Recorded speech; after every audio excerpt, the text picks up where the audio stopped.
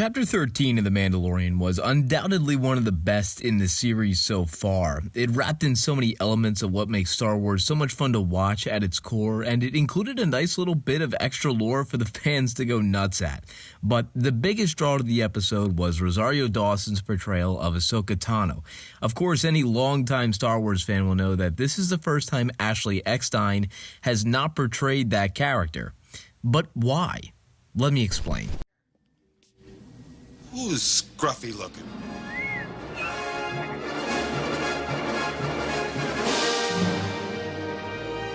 Since 2008, Ashley Eckstein has been the voice of Ahsoka Tano in every Star Wars story that featured her. May 8th of that year was actually the first time we heard Ashley's voice as Ahsoka in the theatrical trailer for the August release of the Clone Wars animated film. From there on, well, it's pretty much history. Ahsoka's appearance in every season of the Clone Wars, 3 video games, Star Wars Rebels, 11 episodes of Forces of Destiny, and finally The Rise of Skywalker were all voiced by Ashley Eckstein. But in Ahsoka's live-action debut in Chapter 13 of The Mandalorian, she was played by Rosario Dawson. Why? Why couldn't Ashley put on the makeup and play Ahsoka? Why couldn't she have just dubbed over all the lines? Both valid questions, I promise, which is why I'm going to try and answer both of them. Let's start with the obvious. Ashley Eckstein has Ahsoka's voice on an absolute lock. There's no denying that. However, she really doesn't look anything like the character, especially the older version of Ahsoka that we see in Chapter 13. She did cosplay her once, though, and Ashley does a pretty good job in these photos, and I gotta admit, I bet it was a trip to see her in all the makeup and doing the lines when she got dressed up that day. But nevertheless, beyond being a stretch lookalike to the character, there is a pretty distinct difference between voice acting and screen acting. Not that Ashley doesn't have any on-screen experience, because she does. While researching for the video, I actually found out and somewhat remembered that Ashley Eckstein actually appeared in an episode of Drake and Josh. Josh, it's not unintentional at all. I knew it!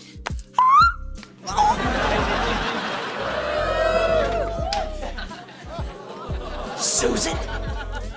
Ew! Josh! And she was a recurring character on That's So Raven. Stinking up the whole school, are you?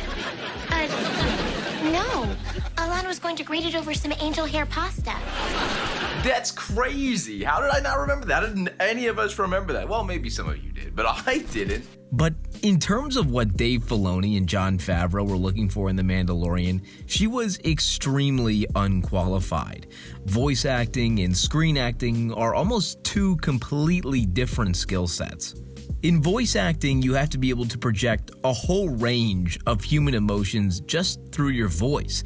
Ashley never motion captured for Ahsoka. That just was never in the cards, but she did an incredible job of doing the voice. But in screen acting, you have to commit not just your voice, but every aspect of your body and soul to a character to capture audiences, especially Star Wars audiences, who are unfortunately some of the pickiest.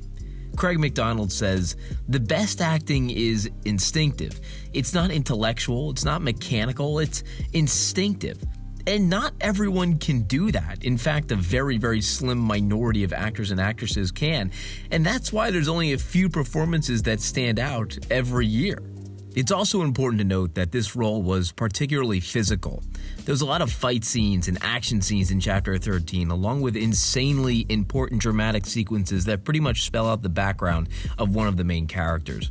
Rosario Dawson brings both of those aspects of acting to the table.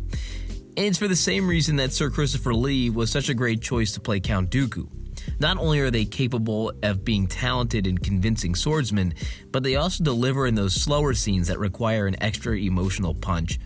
With Ashley's limited experience on screen, it would be hard to convince casting directors or Dave or John that she was able to have that sort of range when it came to live-action Ahsoka. So why couldn't ILM just let Rosario do all the motions and let Ashley dub over the voice? It was done in Solo when Ray Park played Maul, but Sam Witwer did the voice. You're right, that did happen, and it is possible. But these are two vastly different circumstances, and Solo Maul appeared as a hologram, so it was much easier to dub a voice over Rey's acting. The voice didn't have to match up exactly because it was just a projection of him, probably from a faraway planet, so if the holo looked a little scratchy, then it was an acceptable design. Hell, it might have looked better that way. Sam also only had to record 54 words. Even I could have dubbed those for ILM. As for Chapter 13, we're talking about voicing over pages and pages and pages of dialogue.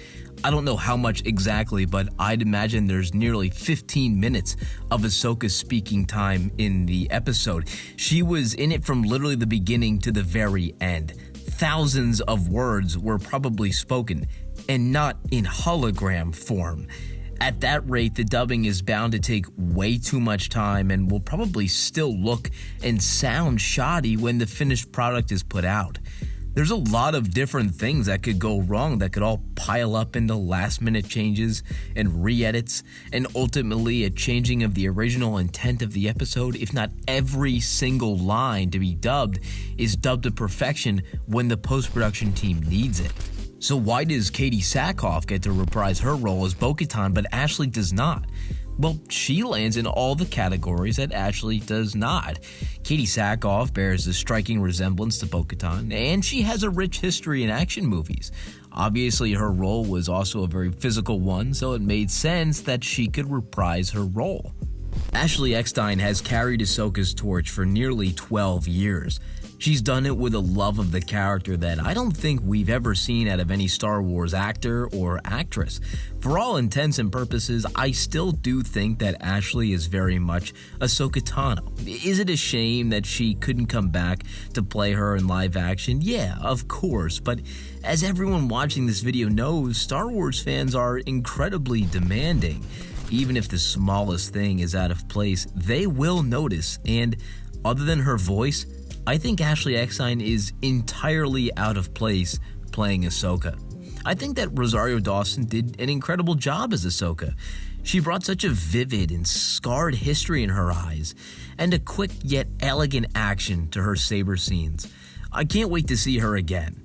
And let me know down in the comments what you thought of Rosario's performance, and if you would have put Ashley in the role. And until next time, I'll see you guys later.